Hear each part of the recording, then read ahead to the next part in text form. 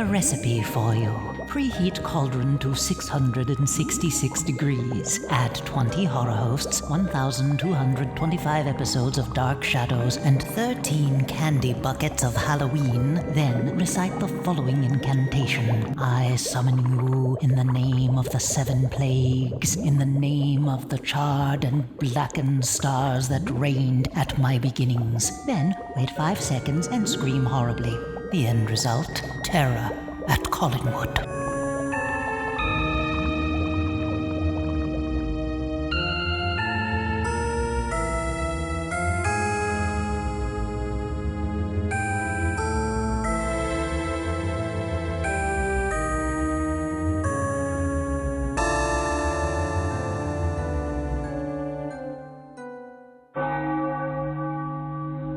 Be careful, my friend, where you tread, for I warn you now, there are spoilers ahead. Welcome to the Terror at Collinwood Halloween episode. I am your hostess, Danielle, aka Penny Dreadful, and have I got... Imposter. Oh no. Usurper. Yep, here it comes. How dare you, Danielle, aka Penny Dreadful. Ah, preposterous! Like anyone's gonna believe that you are me. As if, gentle listener, you have been duped, for you have in fact been listening to my cheap polyester knockoff, Danielle the Despicable Doppelganger. You see, I am the real Penny Dreadful, New England's excellent horror hostess, 700-year-old witch, and proud member of Horror Host Union 1313, Salem chapter. Now see here, Penny, you can't just walk onto my show and... Oh, please, I created you. Spoilers. Much like Angelique conjured those doppelgangers in 1897, but they at least served a purpose. You think these people are gonna sit here on Halloween listening to your nerdy babbling? I know I won't. Away with you, doppelganger. I banish you to the cannery. And not even the Collins cannery. The one in Logansport. Oh no, no, oh no, no!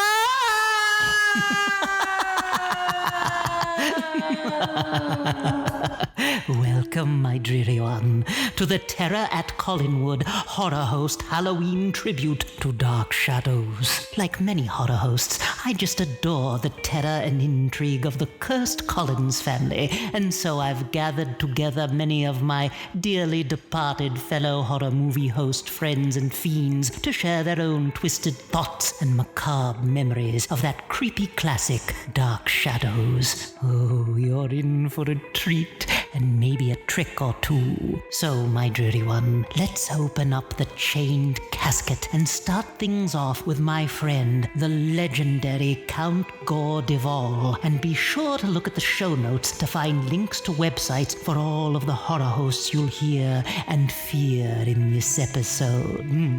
Now then, tooth of rat and wing of crow, fang of bat and winds that blow, monsters and movies and ghouls and ghosts. It's a Dark Shadows Halloween with horror hosts.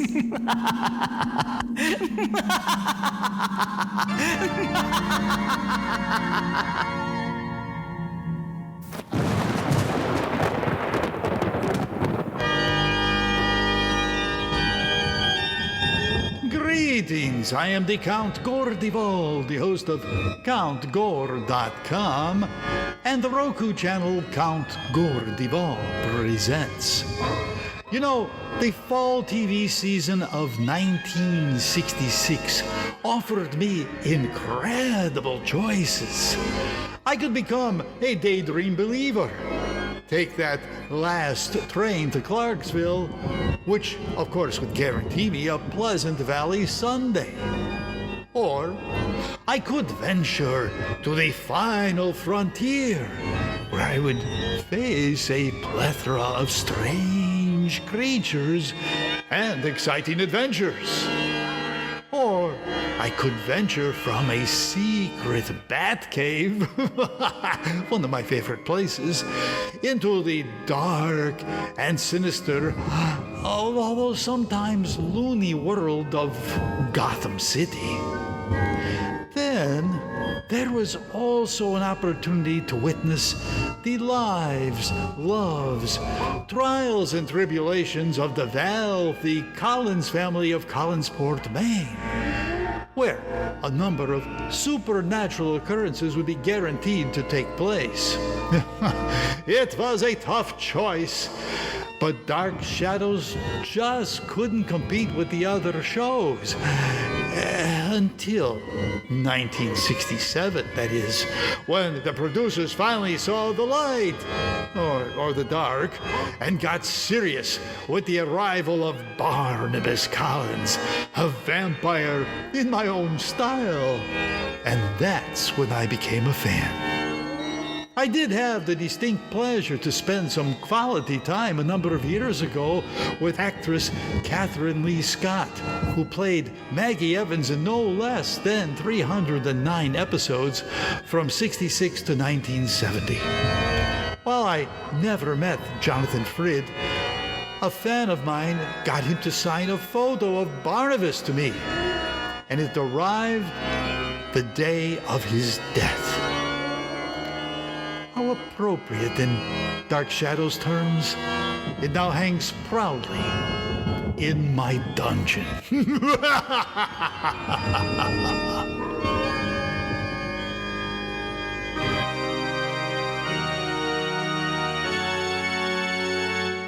Hey, is this thing on? Oh, Sally the Zombie Cheerleader here, and I was just asked by the most glorious Queen of Horror, Penny Dreadful, if I could share with her fleshy audience my fondest zombie memories of Dark Shadows.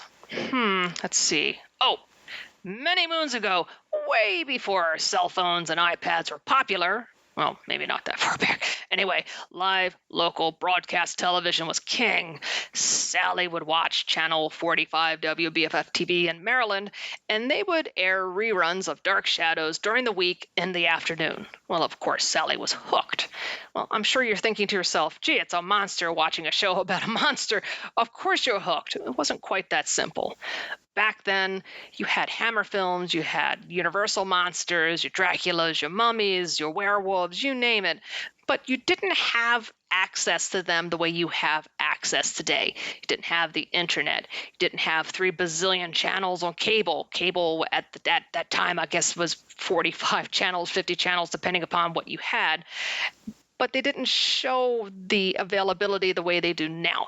It was catch as catch can. It was kind of like cartoons on Saturday. You just watched it every Saturday, and that was it. And you waited.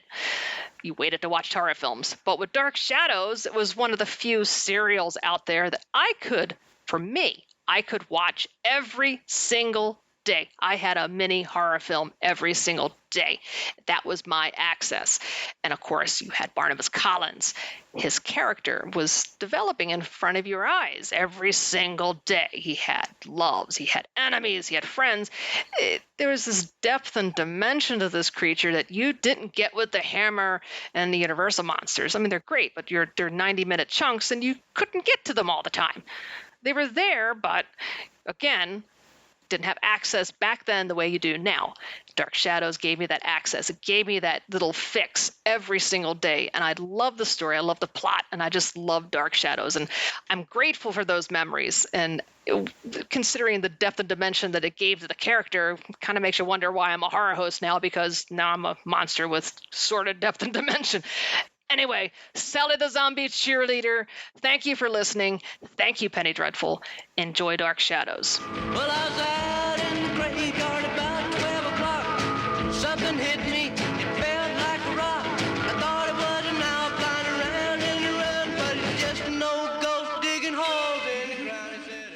Hello, Terror at Collinwood, folks. This is Dr. Gangrene, Nashville horror host, coming to you with a few thoughts and appreciation of Dan Curtis and Dark Shadows.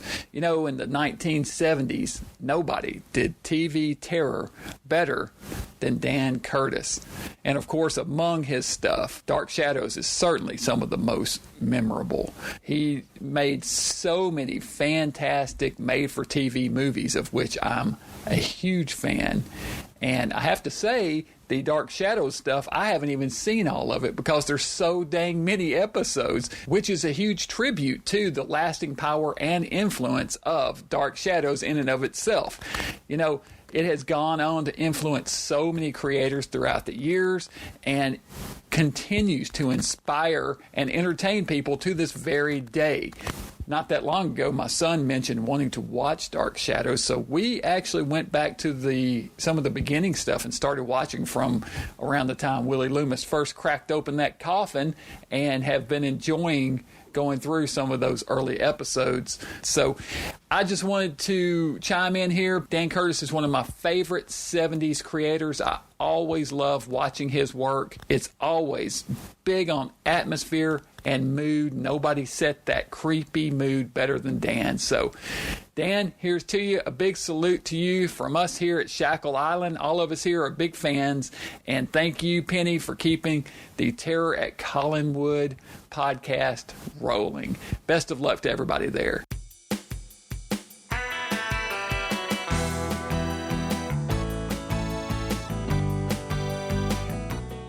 Hello, this is Horror Host Hall of Fame and radio personality Dr. Sarcofiguy, Ph.D. My goodness, I'm a man of so many slashes, I should be bleeding to death. Yes. Dark Shadows. Let me tell you, the first thing that comes to my mind about Dark Shadows is I think that Anne Rice should go to hell. Yes, because she made thought that she was capitalizing and pioneered the angst-ridden vampire, the introspective vampire. But let me tell you, Dark Shadows, Barnabas Collins, nobody could ever handle and tackle such enormous complexity. The enormous complexity that Jonathan Frid managed to imbue the character with of Barnabas Collins. My goodness, the whole thing with him, he really did actually make vampires more human as far as I'm concerned. Sure, Christopher Lee was brilliant as Dracula, but you never really got a sense of what Dracula really was. Even Bela Lugosi, good heavens, well, I take that back. Bela Lugosi was good about, giving you some kind of idea how tortured he was, or how tortured a vampire could be. But my goodness, Jonathan Frid and Barnabas Collins, my goodness, you could always see the rage and the despair and the regret. All of those things, those people on that show, the writers of that show managed to give such depth and managed to just get past all of the corny conceits one could possibly have in relation to a Gothic storyline as it related to Barnabas. Time traveling here, there, everywhere. Ghosts, yes. Yeah. The show was unusual in that it did have indeed, yes, ghosts and vampires and werewolves and all those things. But my goodness, the stories were so well done that it could have easily gotten really ridiculous real fast. But as far as I'm concerned, it never did. But Barnabas, my goodness. Even in the movie, the what do you call it? There's the House of Dark Shadows and the Night of Dark Shadows too. I love those movies. I really, really do. Yeah, Barnabas got a little bit more, fierce and frightening in the movie. And he was even kind of scary in the Tim Burton thing. But let me just to distill it down to just what my point. The show was fantastic because of Barnabas, but it could also be just as fantastic with its peripheral or other characters, side characters like Angelique. Good Lord, when they go into Barnabas's origin. At first, when I first watched it, I was like, just hurry up so we can see, Barnabas turn into a vampire. But my goodness, all that stuff with Angelique and all that period costumes and period story and seeing everybody rearrange as stock characters, all the people who are in the present being characters in the past. It was just brilliant. It was just absolutely brilliant and something I don't think you ever would have thought of seeing on a soap opera at that time. So anyway, Dark Shadows. Love it. Brilliant. And Anne Rice can go to hell. And Anne Rice needs to thank everybody involved with Dark Shadows for giving her the inspiration to be, fairly brilliant, but not really. And yes, I'm well aware that Anne Rice is dead, but, she still should have gave them, their props, right? Anyway, thanks for listening to me babble on. Thank you so much for listening to me. And Penny, love you. Love you, sweetie. Bye. Greetings, night creatures. Professor Anton Griffin here from the Midnight Shadow Show, Fangoria TV, and the Midnight Theater, coming to you from Austin, Texas. I am honored to have been asked by my sinister soul sister, Penny Dreadful, to say a few words about Dark Shadows for Terror at Collinwood. My name is Anton, and I am a born-again Dark Shadows fan. I'll explain. You see, night creatures, like every monster kid or child of the glow worth his Tana leaves, I used to rush home after school to watch Dark Shadows. I, like so many others, was mesmerized as Willie Loomis opened that chained casket, hoping to find the treasure of the Collins family, but instead unleashed a horror beyond his imagining and created a pop culture sensation. I was hooked. I watched faithfully and enraptured, but I am slightly embarrassed to admit this. I fell from grace, as it were, and slowly trickled out of watching Dark Shadows. I missed storylines involving the unfortunate Christopher Jennings, the man-made creature Adam, and even Julia Hoffman's attempt to cure Barnabas. It was not too long ago that I admitted these shortcomings to my dear friend Miss Dreadful, and she snatched away my horror historian card and refused to return it until I exposed myself once again to the horrors of Collinwood. She had the perfect solution. Time travel. No, not the 1795 time travel storyline. No, not the 1840 time travel storyline. No, I was prescribed the 1897 storyline. Collinwood in the year 1897 introduced me to the great David Selby as Quentin Collins, who, as it turns out, had the distinction of playing multiple monster archetypes throughout the show. Penny Dreadful described Quentin Collins to me thusly: I sense you would be a Quentin fanatic. He's a rogue, a cad, a hedonist, and loves to dabble in the occult. Come on, what's not to love? She knows me. She was so right. Quentin Collins quickly became my favorite aspect of the 1897 storyline, and while I adore Barnabas, Quentin gave us so much more to watch. I started watching the 1897 storyline, and I watch it still, to this day, every night.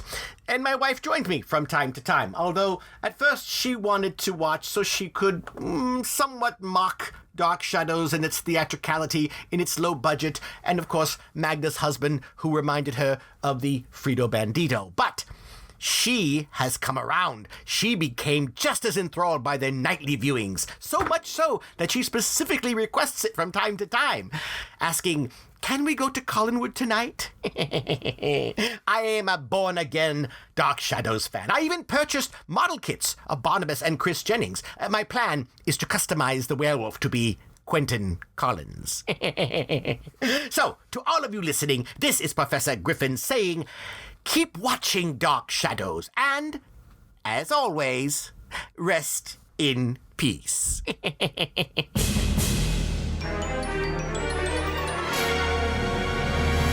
Hey kids, Undead Johnny here from the World of the Weird Monsters show, and I have to say I was thrilled when my very good friend Penny Dreadful... What? Okay, fine. All right. I was thrilled when my friend Penny... What? Oh, come on. Fine. All right. I was thrilled when Penny Dreadful, host of the Terror at Collinwood podcast, asked me for my thoughts on what may be one of the best television shows ever made. Seriously, I love Dark Shadows. It's like someone took the insides of my brain and broadcast them on network television for 1,225 episodes a few years before I was born, some in color, some in black and white, and with more than a few mistakes because no one dream nerds like us would have the ability to watch these episodes more than once when they first aired. But I love Dark Shadows so much. It's just dripping in gothic atmosphere and full of characters I love, like Willie Loomis to Carolyn, Julia Hoffman to Barnabas, Nicholas Blair to Professor Stokes, Angelique, so many others. It's just a crazy, fun monster mash of a show with ghosts, vampires, werewolves, Satanists, unimaginable terrors from the cosmos, all set in a town where it just seems to be night always and has constant thunderstorms. And the whole thing's just wrapped up in the melodramatic gothic trappings of a soap opera, and it's just flat out wonderful. It was a big influence on me and the World of the Weird Monsters show. In fact, I was once going to launch a project where I recreated Dark Shadows, shot for shot, episode by episode, with myself playing all of the characters, except for Catherine Lee Scott's characters, who would have been played by Paul Lynde. But then I was told he was dead. So we hired Ernest Borgnine, but then he died. And then Channel 666 claimed that they never greenlit the idea in the first place. And why was I covering the studio with fake grass carpet and styrofoam gravestones? You know, it just never happened. But ultimately, all I got to say is I love Dark Shadows so much. And a big thank you to Penny for this podcast, which helps keeps the show alive. And to everyone out there listening, remember, every day is Halloween, especially in Collinsport.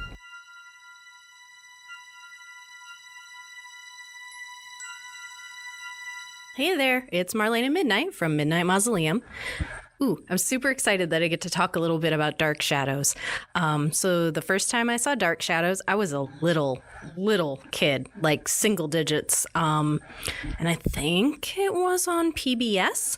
But I know that I liked it because my tiny child coward self really liked scary things, but was also, as I just mentioned, a total coward. So Dark Shadows was amazing because it was spooky, but not like super scary. I mean, there were some scarier moments, but not anything that would send me hiding behind the sofa like Wizard of Oz. So it was really fun. I knew that Barnabas was a vampire, and I knew that like it was scary and he wasn't the good guy, but he also wasn't a bad guy. I mean, okay, he did some really bad things, but he wasn't as bad as some of the other people. So it was really interesting. And also, because I haven't changed as much as I probably should have since I was a tiny child, I still love houses and architecture. So I loved the houses and the sets and the grand room where a lot of the times they would be filming. It was just A+. It was great. And I still watch Dark Shadows to this day. So like quite a long while watching Dark Shadows.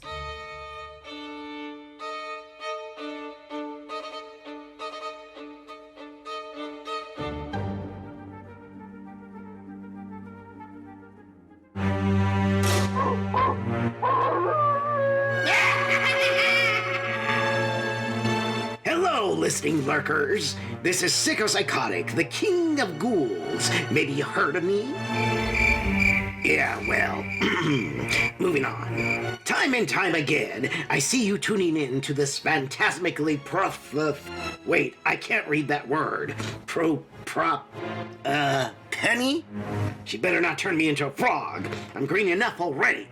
Time and time again, I see you all tuning in to this phantasmically profound podcast. Yep, that's it. Seeking that which lurks within the darkest shadows that fall over Collinwood. During the 70s, I was wide-eyed, as you can imagine, to see images of Barnabas manifest among the greatest of film and television monsters in books and magazines I read during my impressionable and restless years. Okay, truth be told, I'm still a restless and curious critter. But how devilishly delighted I was to finally have the opportunity to see the entire series of Dark Shadows from the very beginning, when it was released on DVD. Little did I know that the moment I set eyes on the Collins family and the lives of all they touched, a strange spell would fall over this ghoul, and I found myself enraptured by all the mystery, suspense, deception, blackmail, murder, curses, apparitions, the personification of a mythical creature in one of the most original and intriguing storylines I had ever witnessed on television. And this was before they introduced vindictive vampires, wacky witches, no offense, Penny, or time warping through portals and dimensions, even before Frankenfurter ever made the scene. Whatever magic Dark Shadows casts on old or new fans, it stays with us, lingering, haunting our imagination, and making us yearn for more. And that's all the time that dreadful witch allows me. So, I bid you a happy Halloween, and I'll see you in your nightmares.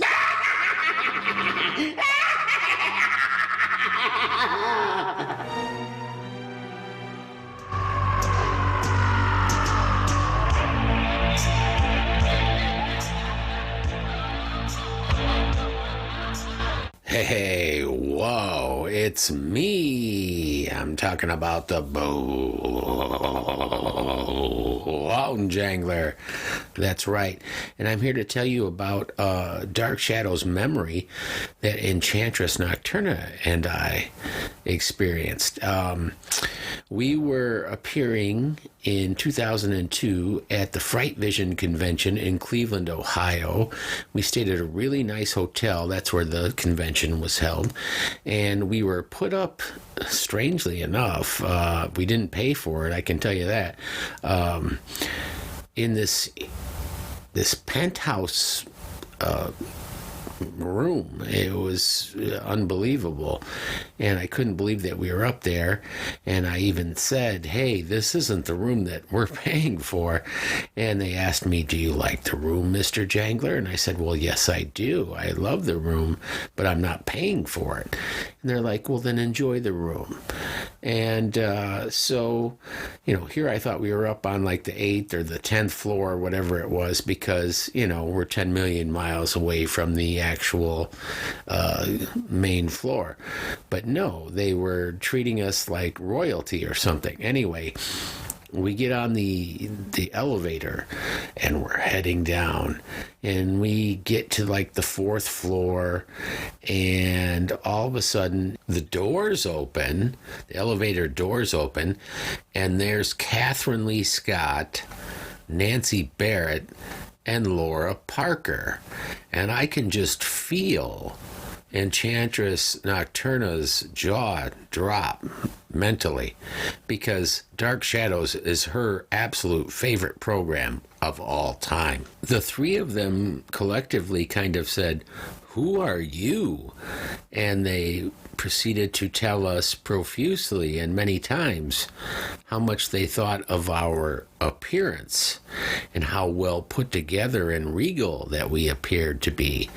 And Enchantress Nocturna told them how much of a fan she was of their work.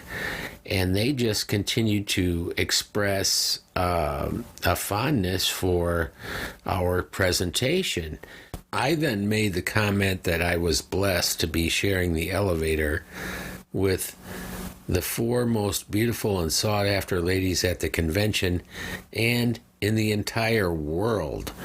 And the 5 of us just looked at each other the rest of the way down the elevator just with the biggest grins on our faces that you've ever seen in your life. Am I on? I don't know. Are we on? Penny Dreadful is a dear horror host friend of mine. She also knows this chick named Danielle. Talking about Dark Shadows. I've been binge watching it for over a year. I'm up to episode 760-something of Dark Shadows. Barnabas Collins is always dressed nice. Oh, yeah.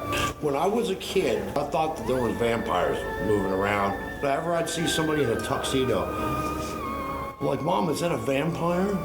You know, the werewolf is really cool, man. I just love the show so much. I was watching the TV like this. I still got several box sets to go, but I've been buying them on DVD. I like a DVD. Great show, all about Collinwood and why vampires actually go on so long after being dead, because they're made out of butter and honey. Dark Shadows rules, and it always will. How awesome is that?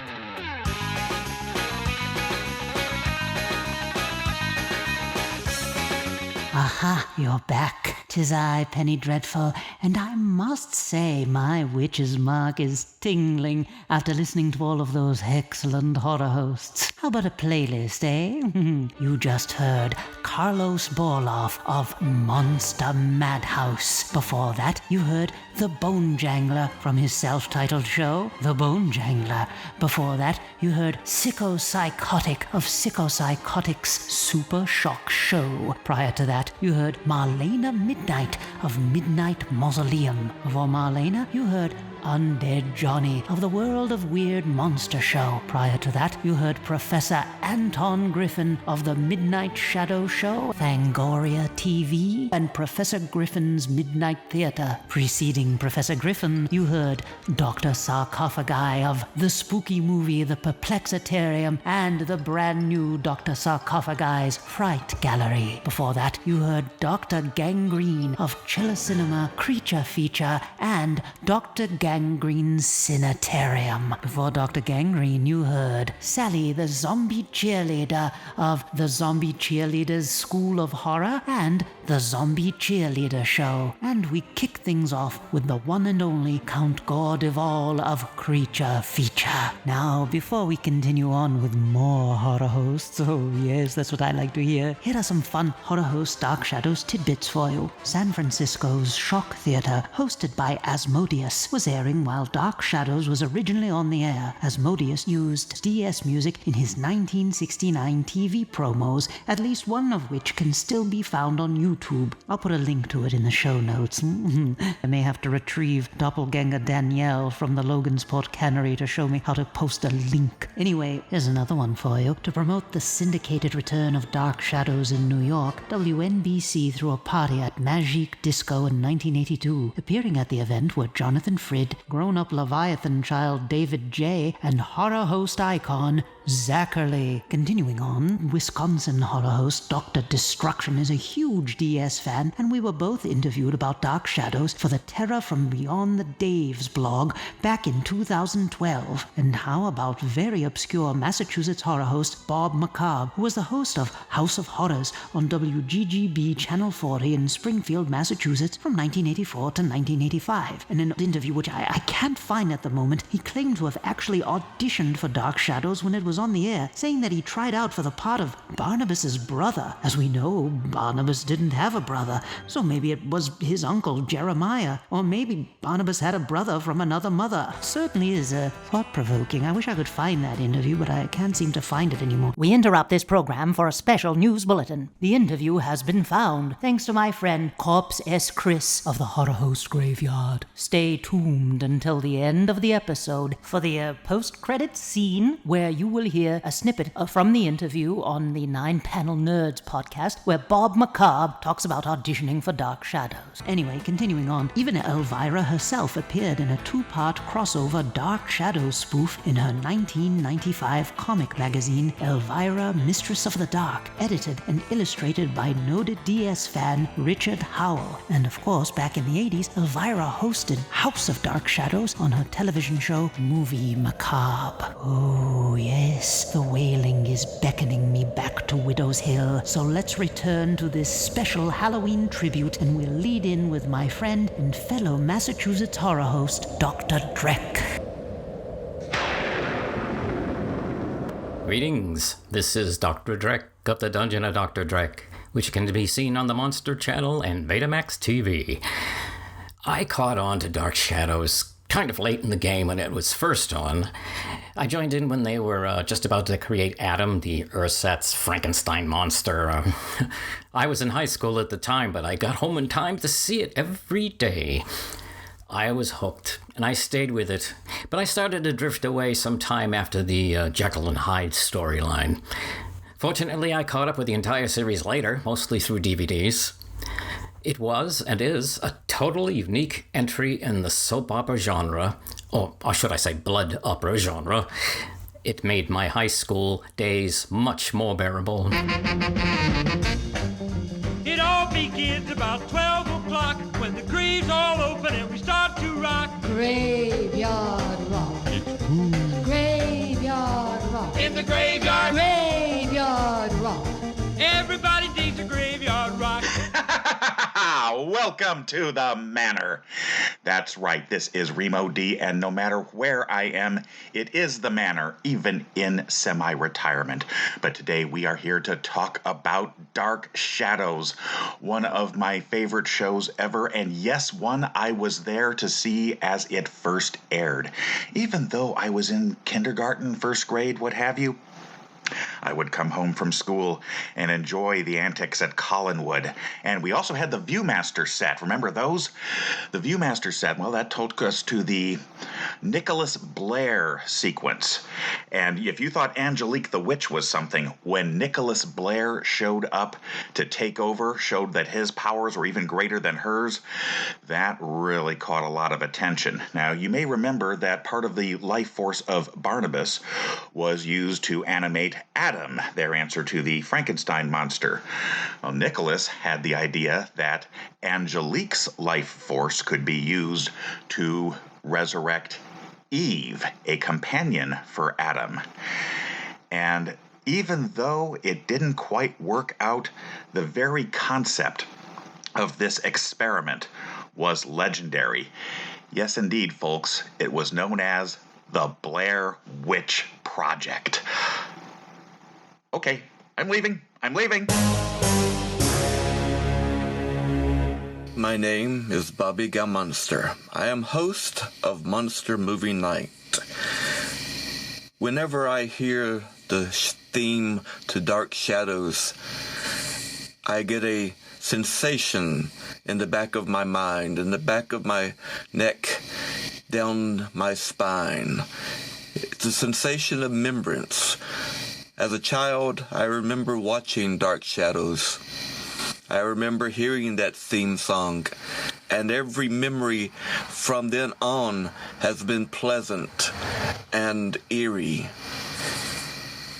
All the characters that played on this monumental show, Barnabas Collins, his cousins, Roger and Elizabeth, little David Collins, Carolyn Collins, even Willie Loomis. Watching these old reruns of Dark Shadows takes me back to when I was a child, collecting monsters, hoping to find the things connected to Dark Shadows, like a cane, Barnabas Collins' cane. In fact, I have a replica of that cane. I have a short cape connected to a long coat like Barnabas. I even sleep in a coffin like Barnabas. There were so many, many wonderful childhood memories connected to Dark Shadows. They had everything. They had theatrical people that came from stages and brought it to the screen. They portrayed every genre of horror, from Frankenstein's monster all the way to Dorian Gray's picture. The writers of this phenomenal series were non-par. Yes, sometimes the actors would forget their lines, but who hasn't? In fact, it made it more real. To me, Dark Shadows will live on through the eternities, just like Barnabas Collins and his family.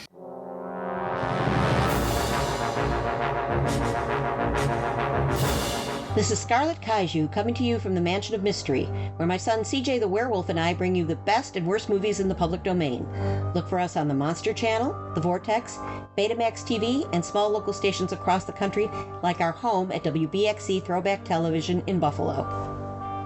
When our dear friend Penny Dreadful invited me to talk about my history with Dark Shadows, I realized that my journey was sort of an odd one.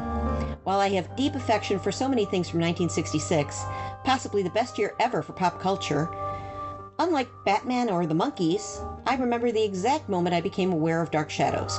Walking through a department store with my aunt, I saw a cardboard display for the Marilyn Ross novels. The topper had the same dubious artwork that I would later associate with the first Dark Shadows board game. Later I'd collect the Gold Key comics, but there was no Dark Shadows on television. Not here. Monsters were being kept from me, and like any self-respecting monster kid, I hated that. So you can imagine that it was like a gift from Santa on Christmas Eve 1969 when I heard a promo on our local ABC affiliate. When you're Barnabas Collins, the world's most lovable vampire, you never know who will drop in on you. Dark Shadows premieres Monday, January 12th. We were, I think, a week behind the rest of the country, but who cares? We were getting Dark Shadows. It was deep into the Leviathan storyline, so I figured it would take a little time to get caught up. But unfortunately, that was not to be. On Wednesday, Chris Jennings had to go and kill Charles Delaware Tate. And all the parents who were expecting the Munsters after that silly promo started to call and complain. By Thursday, instead of Barnabas and Quentin, we had Fred Flintstone and Barney Rubble. I had so many questions that needed to be answered. Where was Barnabas? Why was Quentin? I recognized the gorgeous David Selby from magazine articles, calling himself Grant Douglas. So naturally, I doubled down on my efforts to learn everything I could about Dark Shadows. In the decades that followed, there would be the 2 theatrical movies, the Sci-Fi Channel, and various fan publications. I never got to go to any of the festivals, which I deeply regret. But I did eventually manage to get all of the paperback library books. Yes, that includes the Dark Shadows cookbook. They have an honored place in my library alongside the comics and books autographed by Nancy Barrett and, yes, David Selby. I've now seen the entire series 3 times over, as well as the 1990 reboot, various unaired pilots, and the movie that shall not be named. And I'm very grateful to Big Finish for their continuation of the original legend, featuring most of the surviving cast. They filled in some of the blanks with some wonderful choices for other roles, including actors from the various revivals, and perhaps the only actress in the world who could replace the late Grayson Hall as Dr. Julia Hoffman, the legendary Julie Newmar. Of course, as a longtime Doctor Who fan, I loved that they brought in so many people from their flagship line, including one of my favorite people in the entire world, Colin Baker. So now, not only can I tell people that CJ was named after the Doctor, I can tell my Dark Shadows friends that he was named after the evil Nicholas Blair. As I sit here in my library with my Dark Shadows art print on the wall, paperback books stacked neatly, and a loving black cat named Quentin by my side, this is Scarlett Kaiju wishing you dark dreams.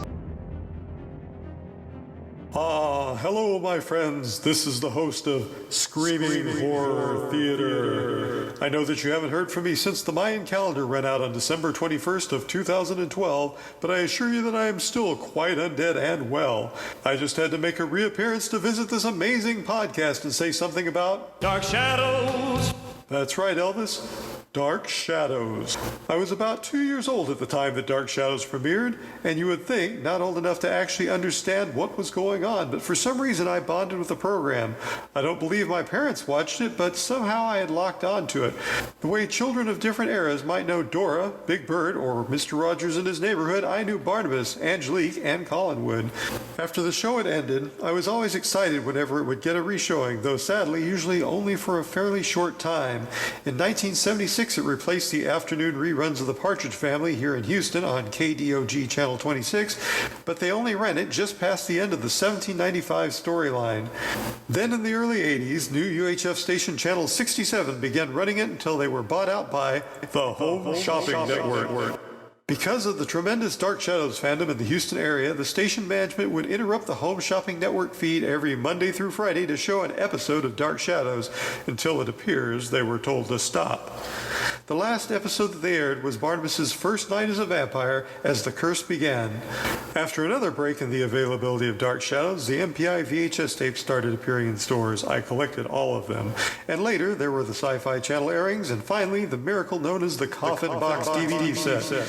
Listening to this podcast has made me start watching the episodes again. Actually, I'm on my second watch through since the start of Terror at Collinwood. Dr. Lang has just semi-cured Barnabas, Angelique's painting is making Roger crazy, and Jeff Clark really hates being called Peter Bradford.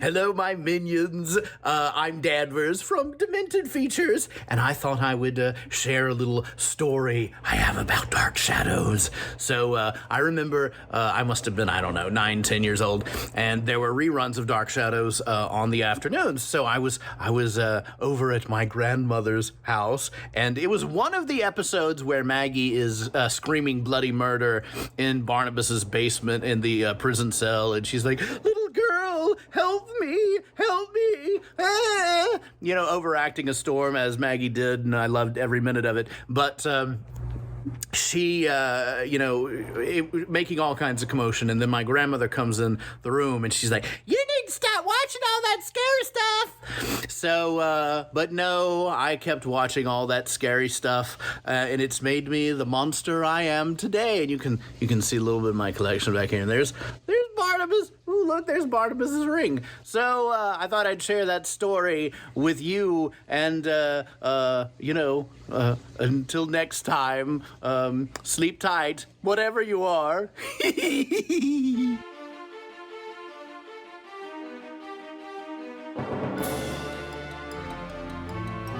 The haunted month of October is at its frightening zenith as a swirling fog bank crawls off the driftwood-littered shoreline, skulks past the time-ravaged headstones, inhabiting the Pioneer Cemetery, to inevitably engulf the nearby mountainside and the lamp-lit homes facing the frigid seascape. Yes, in its way, the often sleepy coastal settlement of Ghoul Beach has many mysterious and evocative things in common with those fabled reaches of Collinsport. This is Tim the Enchanter, and this is Stevie Gothling. We're the hosts of Scary as Hell Theater, as seen on the Monster Channel. We've gathered here to affectionately lend our voices to Penny Dreadful's exquisitely rendered podcast, Terror at Collinwood, to share a few thoughts about Dan Curtis's enduring creation, Dark Shadows. You know, I used to know a Barney Collins way back when, but he wasn't a vampire. He was, however, something of a lurker and a creep. Oh well, it takes one to know one, Tim. More to the point here, I count myself among the many during the 1960s who raced home from school each weekday afternoon in order to lock my gaze upon that landmark television offering. In a very intoxicating way, those daily episodes, so gloriously steeped in beckoning gothic splendor, only served to fuel my macabre sensibilities. First so powerfully instigated by the classic universal horror cycle novels of the 1930s and 40s, the allure of Dark Shadows was unquestionably potent and long-lasting within my monster kid soul, which was always desirous of old dark house-style ghostly intrigues. Such darkly drawn fare has always been something of a happy place for me.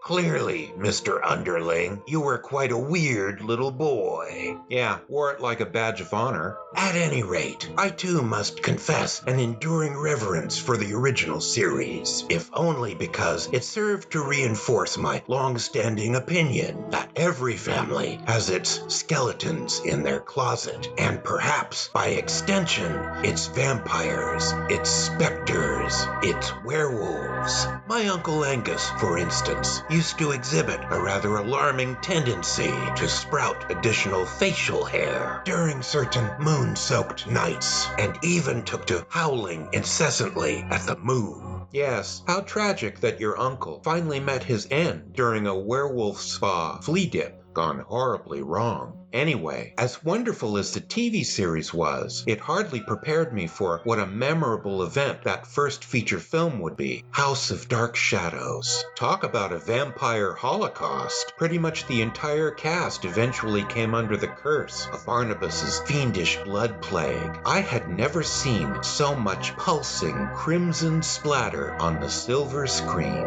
A stunning confluence of cinematic bloodsuckers, to be sure. And with that, may we wish all of you a happy Halloween.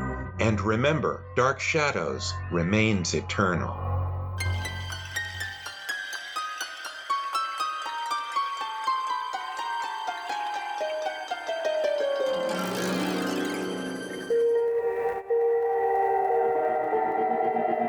June of 1966. Drusilla May was a lovely, ginger-haired mother of 4 with a 4th due at summer's end.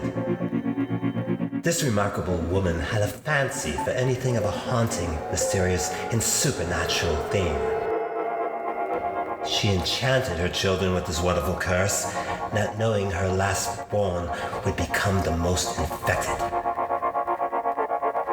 Surely in the womb, he would hear his siblings shriek and feel his mother's heartbeat quicken as the family conjured before their black and white zenith for their daily injection of their favorite tale, Dark Shadows. As his first days began, he would soon recognize the music and the tense attention spent to the glowing giant block that they all so intensely stared at every afternoon. A few months later, in December, a new arrival was welcomed into this woman's home. Barnabas Collins had also arrived.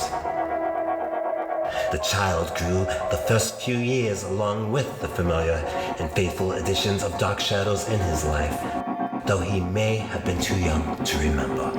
Family trips to Newport, Rhode Island to see the ocean waves and Gothic structures that may or may not have been the location footage for the show's eerie opener. But be it true or not, believing for a brief moment on an occasional trip to his birthplace in Newport, that boy still can imagine that he too was in the Collinswood mansion in Collinsport, Maine. This is Octavian Hallow, and this has been a childhood moment. Thanks, Penny.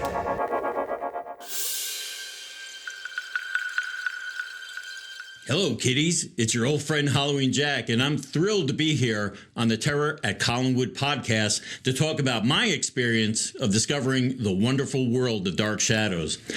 That experience started at the age of 8 when I was a young ghoul walking home from school. Yes, there were no buses. We walked. And the walk was never a hurried one. I'd walk with my friends, hang out at their houses for a bit, look in the windows of the shops that I passed along the way home, and many other activities before actually arriving at my house. It was never a rush until this one fateful day when our neighbor's daughter was on her front porch. She said to me, "You better hurry up or you'll miss Dark Shadows." Dark Shadows? I questioned. What is that? Well, go home and turn your TV to channel 7 at 4 o'clock. Well, I did just that. I don't remember what episode was the first I had seen, but it was enough to instantly draw me in.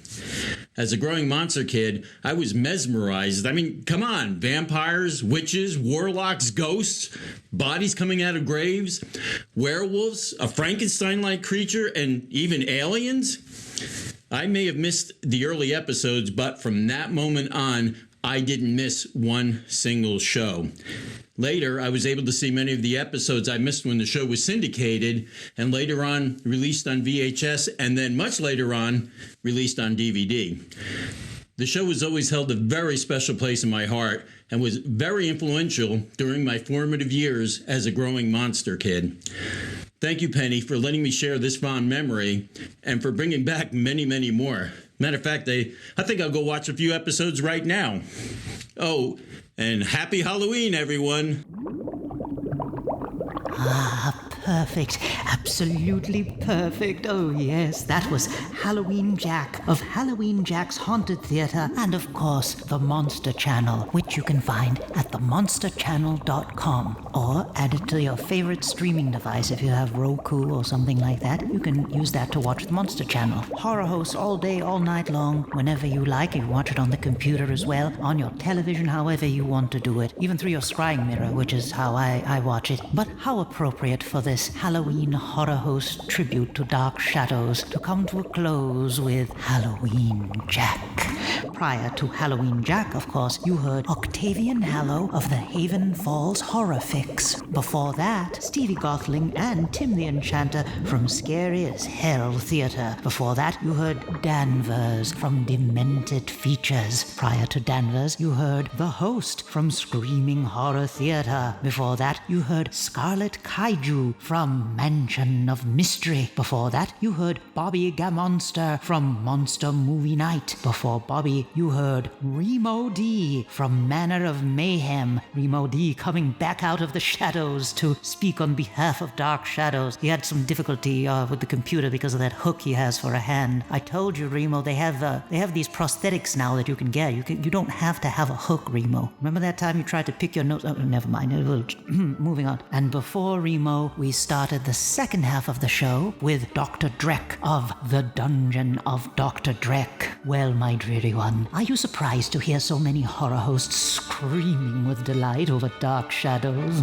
I'm not. I mean, how could we horror hosts not love the vampires, werewolves, witches, warlocks, ghosts, zombies, mad-made monsters, cursed lottery rooms, time travel, parallel universes, mad scientists, windswept coastlines, haunted mansions, secret rooms, and the brilliant writing, acting, sets, and spooky music of Dark Shadows? I mean, it's like the story of our own cursed on lives. I mean, I have a life. Don't get me wrong. I do things like, ruin crops and make cows' milk go sour. But I'm not responsible for that 2012 movie, no matter what my blasted banished doppelganger Danielle might falsely claim. Oh, stay in your coffin. She'll be back in the next episode.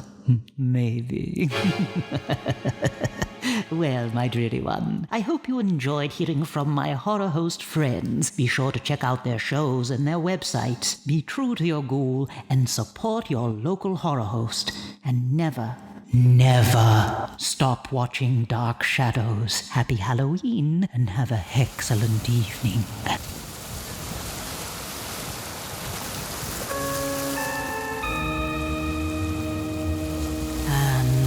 As long as they lived, the Dark Shadows never truly vanished, for there will always be terror at Collinwood. Terror at Collinwood is a Penny Dreadful production.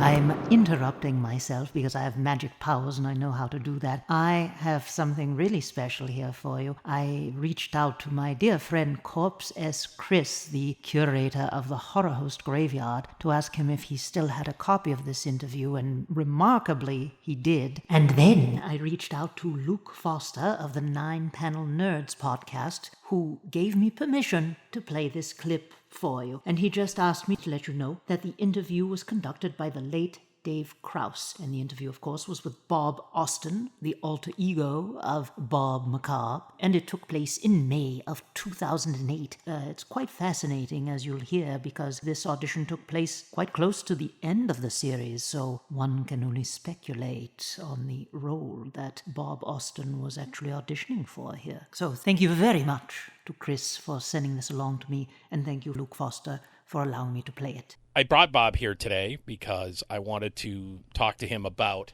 his horror hosting days. It was a surprise. It was? Yes.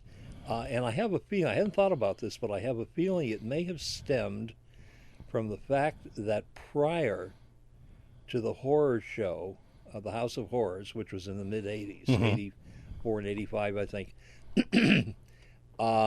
I, through Channel 40, ended up having some photographs taken, appointments made, and went to New York City to audition for the horror soap opera Dark Shadows. Really? Yes, they were looking for a brother, another guy to play the star's brother. Barnabas was his name. Yeah, Yes, what was his name? Barnabas Collins, but it was Jonathan Frist, I think? Jonathan Frid. Frid. Yes, Frid. yeah. They were looking for a brother, another character, and so I got into my best suit and pictures and appointments, and headed to New York and went to ABC Studios, and he wasn't there. The director. He wasn't there. What a waste of time. And he was on the West Coast. He was doing something out there. And would I like to come back? So I said, well, all right. I was staying with friends in the village and hung around and was making phone calls every day. Dan Curtis was the director, who went on to do War and Remembrance and, and that kind of thing, The Winds of War. And he was still on the West Coast, and I just gave up. It was hot. I was running out of money. I had to get back to work. I got back to work, and about a week later, the show was canceled.